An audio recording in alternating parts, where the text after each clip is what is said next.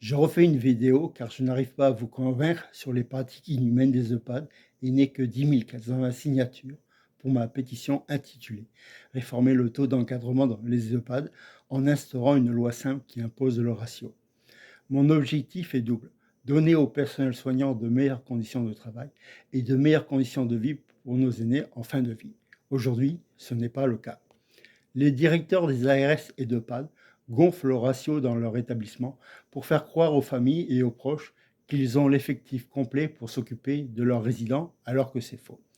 En effet, ils comptent dans le ratio l'effectif complet de l'EHPAD, notamment le directeur, les administratifs, le personnel soignant, les infirmiers, le médecin coordinateur, le cuisinier, les agents d'entretien et le comptable, alors que certaines de ces personnes ne produisent pas de soins.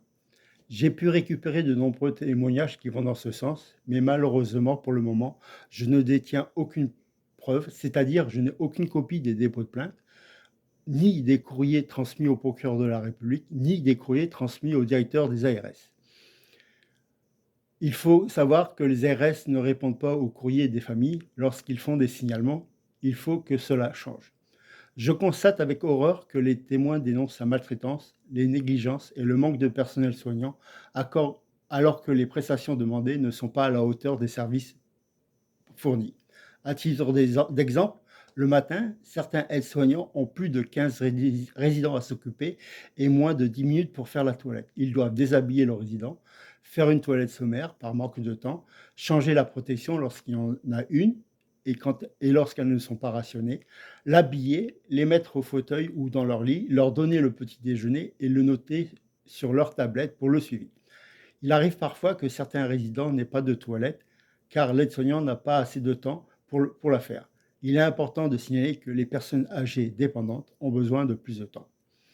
La réalité est malheureusement douloureuse avec des toilettes tardives, des soins reportés, des chambres insuffisamment surveillées, des personnes âgées non levées à 16 heures, des résidents laissés sans assistance par manque de personnel.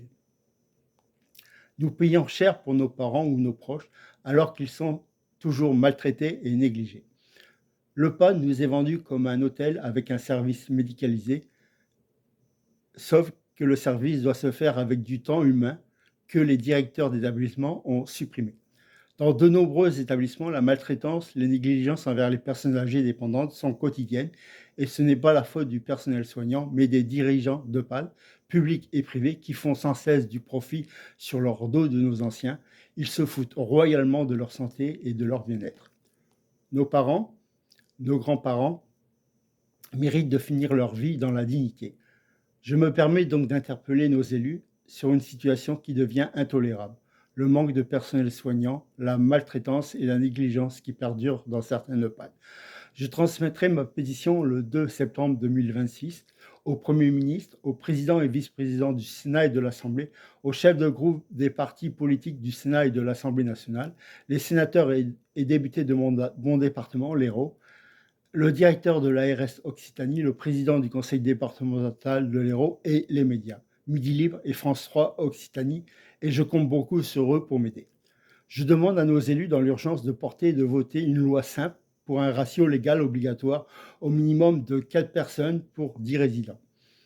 Création d'un taux d'encadrement minimum légal dans tous les EHPAD publics et privés. Il faut affecter les recettes de la journée solidarité estimées à plus de 3 milliards d'euros par an à la création de 50 000 postes sur 3 ans.